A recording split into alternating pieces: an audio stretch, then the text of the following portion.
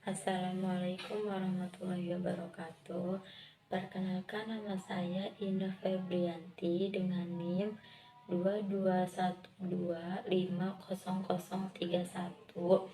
Saya dari jurusan Manajemen Pendidikan Islam kelas MPI 3A. Dengan adanya video ini, saya ingin mengerjakan tugas dari mata kuliah Perencanaan Pendidikan. Saya dari salah satu anggota kelompok 7 dengan tema aspek-aspek penting dalam perencanaan pendidikan. Aspek-aspek penting dalam perencanaan pendidikan ada 4 aspek. Yang pertama yaitu aspek sosiologis, yang kedua aspek pedagogik, yang ketiga aspek demografis, dan yang terakhir yaitu ada aspek ekonomis. Sebelum melanjutkan ke pembahasan berikutnya, di sini saya akan menjelaskan dulu apa itu aspek. Aspek adalah penjabaran konstruk ukur yang lebih operasional sebelum dijabarkan lagi menjadi indikator-indikator perilaku yang lebih operasional. Poin yang pertama yaitu aspek sosiologis.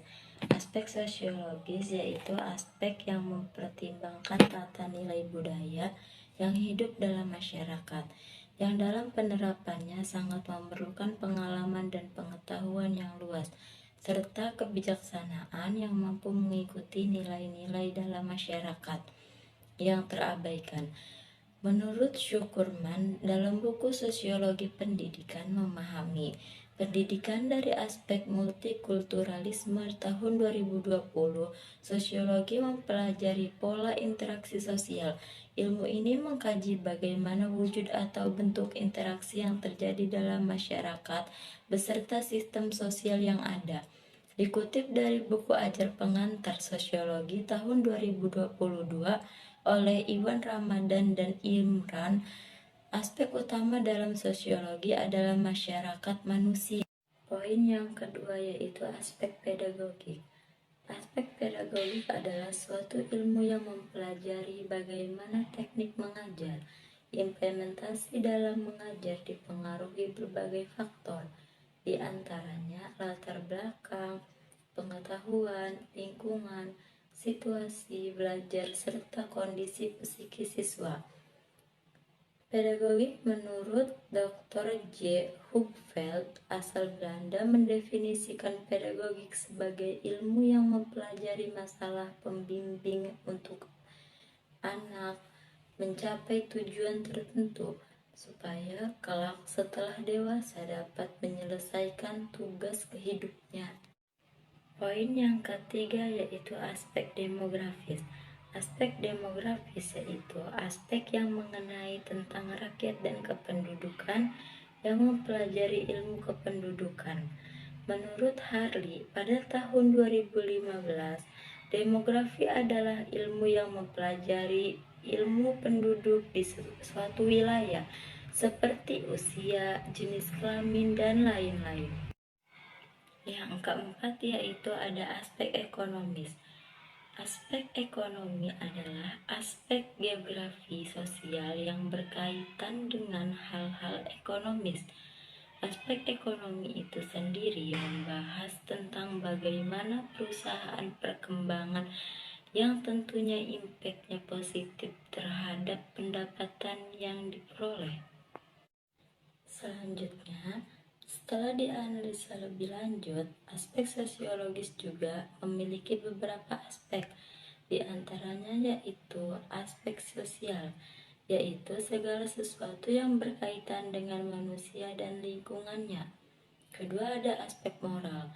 Menurut Wiyatmi pada tahun 2009 dalam halaman 109 yaitu yang mempelajari norma etika di dalam kehidupan masyarakat. Ketiga, ada aspek pendidikan, yaitu suatu proses mendidik untuk mengubah perilaku seseorang agar menjadi lebih baik dan menambah ilmu pengetahuan. Keempat, ada aspek ekonomi, yaitu untuk mengetahui status sosial tokoh berdasarkan ekonomi. Kelima, ada aspek percintaan, yaitu suatu perasaan yang mendorong seseorang untuk memiliki, melindungi, menyayangi orang-orang yang dicintainya. Selanjutnya, aspek pedagogik memiliki beberapa kompetisi yang harus dimiliki tenaga pendidik. 1. Karakteristik peserta didik. Jadi, seorang tenaga pendidik harus bisa meningkatkan minat, sikap, motivasi belajar, gaya belajar, kemampuan berpikir yang lebih baik dari kemampuan awal yang dimilikinya. Kedua, teori belajar dan prinsip-prinsip pembelajaran yang mendidik. Mengapa guru harus memiliki teori belajar dan prinsip-prinsip pembelajaran yang mendidik? Karena dengan menguasai teori belajar dan prinsip-prinsip pembelajaran yang mendidik, setidaknya guru dapat memahami apa dan bagaimana sebenarnya proses belajar itu terjadi pada diri peserta didik, sehingga guru dapat mengambil tindakan pedagogik dan edukatif yang tepat bagi penyelenggaraan pembelajaran. Ketiga, pengembangan kurikulum. Pengembangan kurikulum dilakukan dengan mengacu pada Standar Nasional Pendidikan atau SNP untuk mewujudkan tujuan pendidikan nasional. Standar yang diacu dalam pengembangan kurikulum adalah standar kompetensi lulusan, standar isi, standar proses, dan standar penilaian pendidikan. Keempat, pembelajaran yang mendidik. Seorang guru harus bisa menciptakan pembelajaran yang membuahkan bukan saja dasar-dasar penguasaan ilmu pengetahuan dan teknologi, melainkan juga sekaligus penumbukan karakter yang kuat serta penguasaan kecakapan hidup, sehingga tampil sebagai manusia yang kasih terhadap sesama. 5. Mengembangkan potensi peserta didik. Dengan cara seorang guru harus melakukan observasi, wawancara pada siswa, tes minat dan bakat. 6. Cara berkomunikasi. Seorang guru harus mampu berkomunikasi yang baik, harus mampu menyampaikan inti pembicaraan secara lugas dan efektif. 7. Penilaian dan evaluasi belajar. Evaluasi merupakan proses mencari informasi kemampuan peserta didik. Penilaian adalah pengambilan keputusan atau penilaian akhir dari kemampuan peserta didik. Aspek ekonomi mencakup kegiatan ekonomi, di antaranya 1. Pertanian. Pertanian adalah kegiatan pemanfaatan sumber daya hayati yang dilakukan manusia untuk menghasilkan bahan pangan dan bahan baku industri. Kedua, ada pertambangan.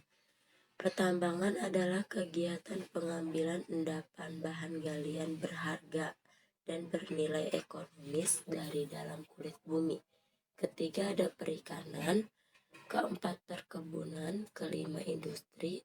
Dan yang terakhir ada transportasi.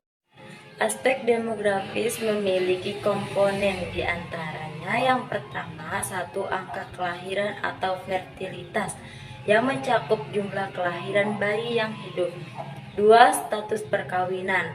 Ketiga, migrasi dan pekerjaan. Yang dimaksud migrasi adalah perpindahan penduduk dari satu wilayah ke wilayah lain, baik itu tinggal dalam jangka waktu yang lama ataupun tinggal dalam jangka waktu sementara saja. Pekerjaan yaitu yang ada di suatu daerah tidak selalu sama dengan daerah lainnya.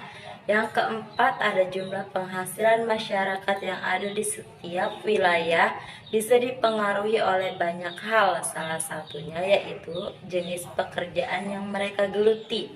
Kelima, ada angka kematian atau mortalitas. Keenam, mobilitas sosial. Dan yang terakhir ada tingkat pendidikan.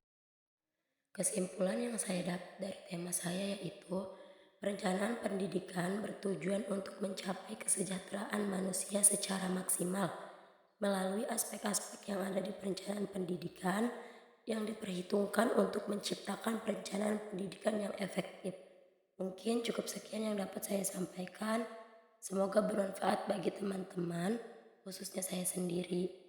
Sekian dan terima kasih. Wassalamualaikum warahmatullahi wabarakatuh.